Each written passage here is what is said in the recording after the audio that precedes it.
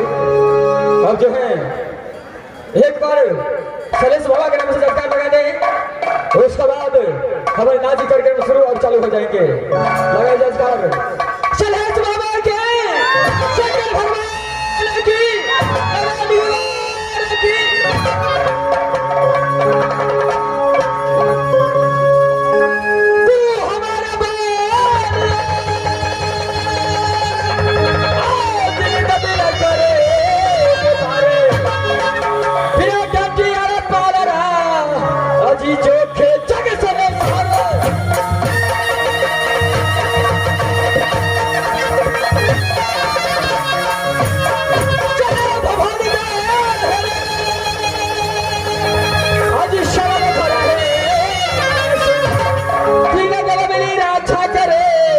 अजीब राम भाव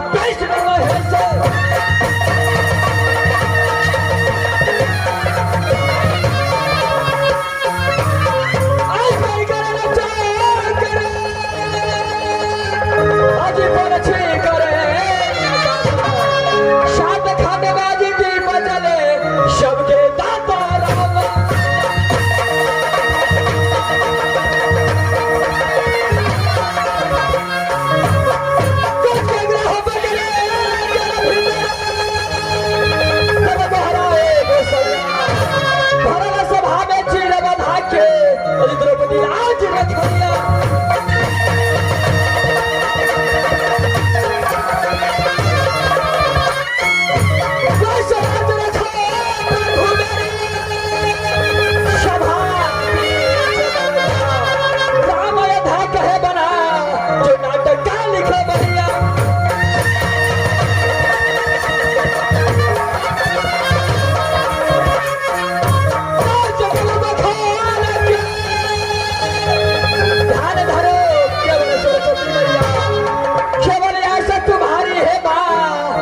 पार लगा के नैया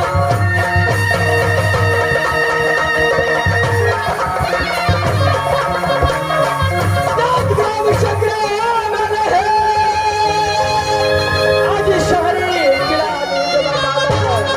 फिर जासे को दो पुत्र है अजी याधारू बल बल माने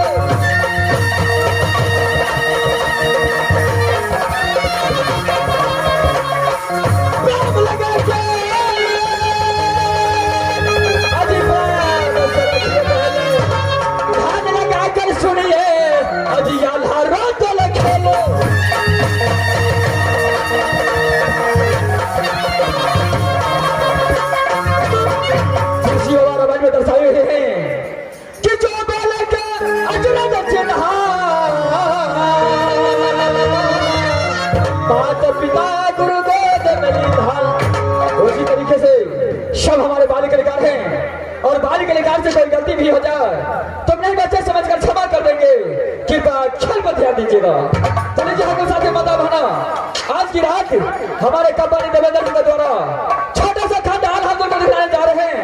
जिस खंड का बोल है इंद्रजीत बरवास फूला हरण। इंद्रजीत बरवास फूला हरण नागपुर राय राजा नागवनी सिंह का वध। खेल बहुत अच्छा है, आप लोग शांतिपूर्वक देखें। बोल मां भगवती की।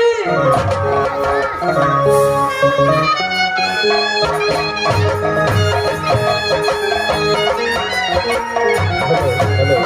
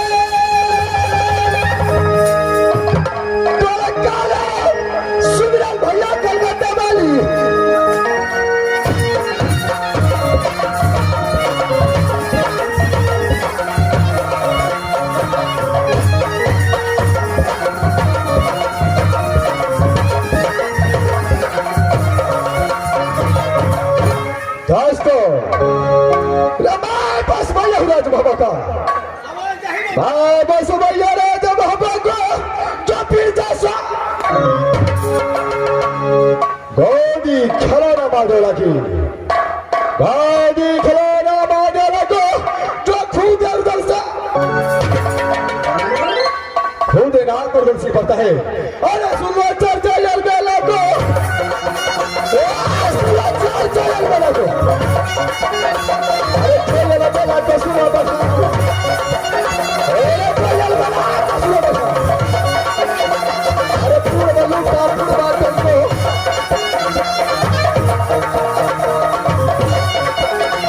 अरे पश्चिम लूटा चिरा लगा, अरे पश्चिम लूटा चिरा लगा, तो लूटा धाना गिर को, अरे उत्तर लूटा धाना गिर को,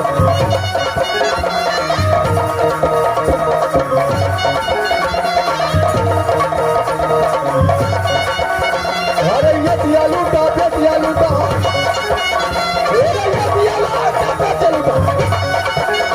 अरे खाना लूटा दानापुर को, अरे खाना लूटा दानापुर को, अरे यगरा लूटा आग लगा,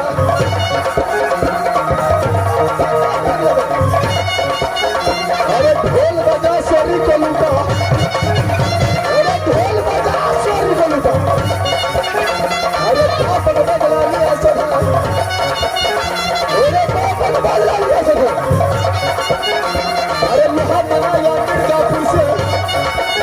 अरे लोहा बनाया मिर्जापुर से, अरे 300 लोहरा दर के मरगा,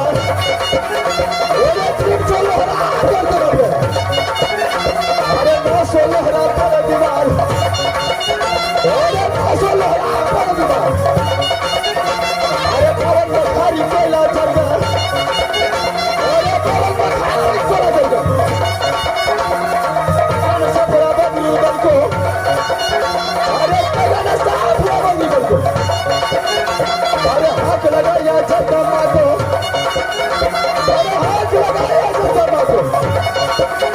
अरे चुप गई दुर्गा मई हरवाली, अरे चुप गई दुर्गा मई हरवाली, अरे सात गई दुर्गा भाजी खावा, अरे सात महात्मा भाजी खावा,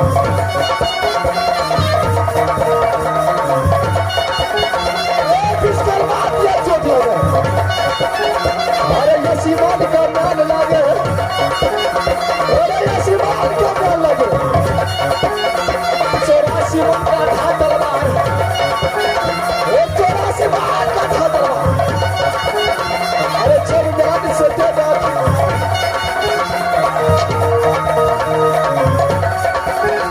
अरे फर्जी होता